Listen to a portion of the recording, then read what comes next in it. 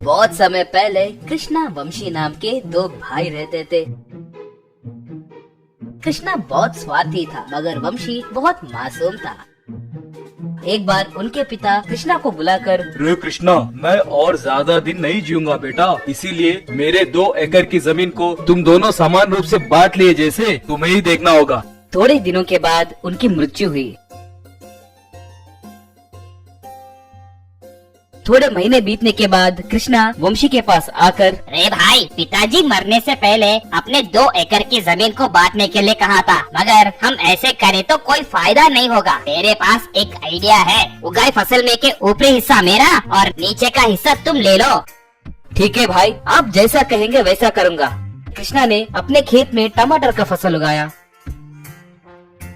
थोड़े दिनों में ही फसल अच्छे से उगे। कृष्णा आकर पूरे टमाटर काट कर मार्केट में बेच दिया।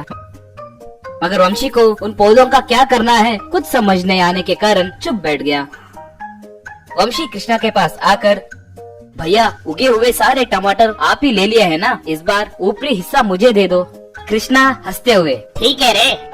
वंशी को अपने भाई के धोखे के बारे में पता चला, मगर क्या करना है कुछ समझ नहीं आने के कारण वो एक पेड़ के नीचे बैठ गया और दुखी होने लगा। इतने में एक स्वामी जी वहाँ पर आकर, बेटा, तुम दुखी क्यों हो, क्या हुआ? वंशी तब जो बीता वह सब बताया। इतने छोटे बात के लिए दुखी हुए तो कैसे बेटा, मेरे कहे जैसे करो। कहकर उसके कान में कुछ कहने लगा। बाद में मंत्र पढ़कर थोड़े बीज वंशी को दिया। वंशी स्वामी जी को प्रणाम करके, स्वामी जी, मैं आपके कहे जैसे ही करूँगा, कहकर वहाँ से चला गया।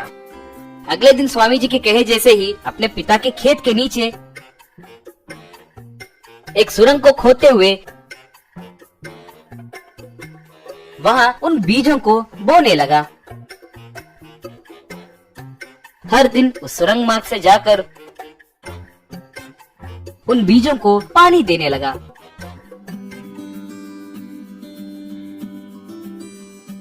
थोड़े दिनों के बाद वो बीज बड़े पेड़ बनकर उन पर पैसे फूलों के जैसे उगने लगे। वंशी बहुत खुश होकर उन पैसों से धीरे धीरे अमीर बनने लगा।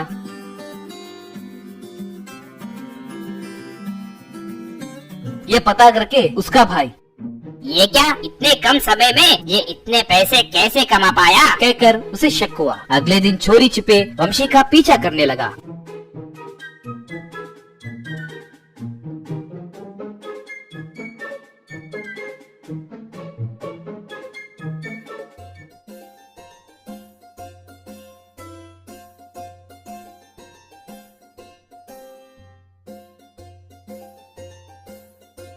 वंशी अंडरग्राउंड में जाना, वहाँ पेड़ों पे पैसों का उगना सब देखकर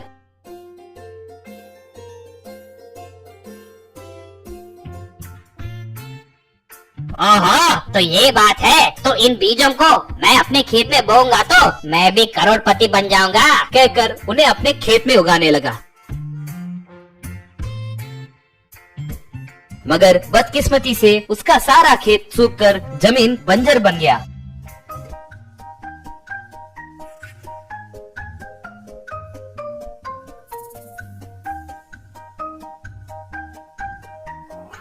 मेरी जमीन बंजर बन गई है, अब मैं क्या करूं, ऐसे क्यों हुआ, कहकर रोने लगा। तभी स्वामी जी वहाँ पर आकर, बेटा कृष्णा, क्या हुआ? कृष्णा तब अपने गलतियों के बारे में बोलने लगा। बेटा, अपने पिताजी के दिए जायदाद को समान रूप से बांटना तुम्हारा धर्म है, मगर तुम जब धर्म भ्रष्ट हुए थे तभी तुम्हारी दुर्गति का आरंभ हुआ। इसीलिए अभी भी देर नहीं हुई, तुम्हारे पिता के जायदाद को अपने भाई को समान रूप से दो, कहकर आशीर्वाद देकर चला गया।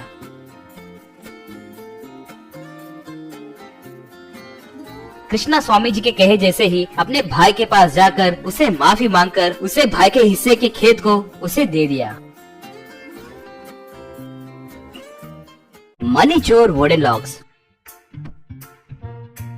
महापुर नाम के गांव में भूषण नाम का व्यक्ति लकड़ियों का व्यापार करता था। उसमें अर्जुन नाम का व्यक्ति काम करते रहता था। एक दिन भूषण के पास लाल नाम का व्यापारी आया। क्यों लाल भाई, रास्ता भटक कर आए हो क्या हमारे यहाँ? क्यों नहीं आ सकता क्या? आजकल सोचते सोचते मेरा दिमाग खराब हो जा रहा है, इसीलिए राहत के लिए आया हूँ। भाई हमारा लकड़ियों का व्यापार है, लकड़ियाँ बेच के पैसे कमाते हैं, मगर आप पैसों को ही ट्रांसफर करके पैसे कमाते हो ना, तुम्हें किस बात की टेंशन है भाई? उसी ट्रांसपोर्ट की समस्या ही तो है भाई। आजकल पुलिस चेकिंग बहुत बढ़ गए हैं। गब्बर नाम का एक नया एसपी आया है, सीधे सीधे बोलूं तो हम जैसों को शेर के जैसे शिकार कर रहा है। ऐसे कह रहा था कि तभी अर्जुन वहाँ पर आया। भाई अगर आप मुझे एक चांस दोगे तो उन पैसों को पुलिस वालों से बचाकर जहाँ चाहो वहाँ बेच सकता हूँ। अर्जुन, तुम किससे बात कर रहे हो पता है क्या? मजदूर हो, मजदूर के जैसे ही रहो। हाँ मजदूर ही हूँ सर, तो क्या हम होशियार नहीं हो सकते? हरदम हम ऐसे ही रहे क्या? एक मौका दीजिए सर, हम भी पैसे कमाएंगे। भूषण तुम रुको, ये बड़ा हिम्मत वाला लग रहा है। इसके कॉन्फिडेंस को देखे तो इसके पास कोई अच्छा आइडिया है लग रहा है। पहले ये क्या कहेगा वो सुनेंगे। सर आप इतने दिन पैसों को वैन में या कार में ट्रांसफर करे होंगे ना, उस वजह से पुलिस वालों का काम आसान हो गया था। इसीलिए हम सब अपना प्लान बदलेंगे। उनके ढूंढने में मुश्किल हुए जैसे पैसों को उन लकड़ियों की कुंदों में रखकर ट्रांसफर करेंगे। वाह क्या मस्त आइडिया है अर्जुन, तुमने सही कहा रे। इतने दिन मुझे ये आइडिया सूझा ही नहीं। ऐसे लकड़ी के कुंदों में तो ज्यादा पैसे ट्रांसफर कर सकते हैं। तो फिर कल से तुम वही काम पे रहो।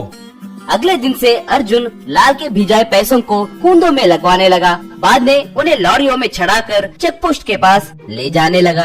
तब पुलिस वालों के चेक करने पर भी उन्हें कुछ नहीं मिल रहा था। पुलिस वाले लॉरी को छोड़ने लगे। ऐसे थोड़े महीने अर्जुन उन लकड़ी के कुंदों में ही पैसे ट्रांसफर करने लगा।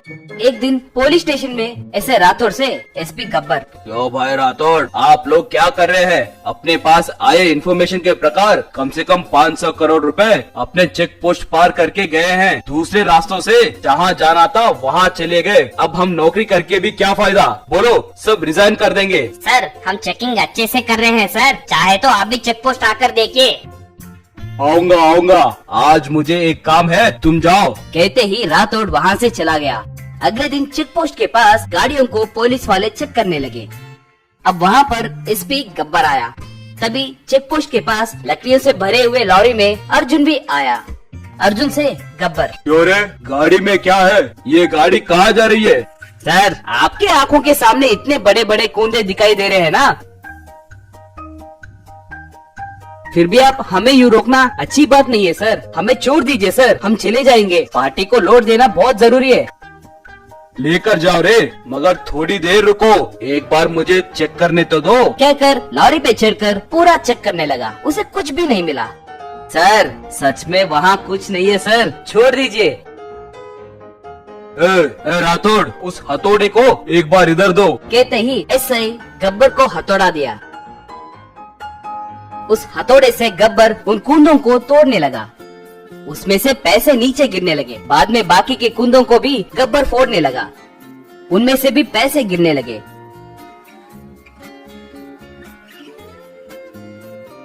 वो देखकर अर्जुन, एसपी सर ये सब लाल सर का माल है, संभल के, बहुत पछताओगे, सोच लीजिए। कहते ही गब्बर नीचे उतरकर अर्जुन को दे मारा और अरेस्ट किया। अगले दिन गब्बर लाल और भूषण को भी अरेस्ट किया। गब्बर को अधिकारी मेडल देकर सम्मान किए। है कि दिन रात मेहनत करने वाले प्यारे पापा के लिए कौन कौन इस वीडियो को लाइक और सब्सक्राइब करेगा और कमेंट में अपने प्यारे पापा के लिए यह वाला इमोजी जरूर सेंड कर देना। इस बेचारे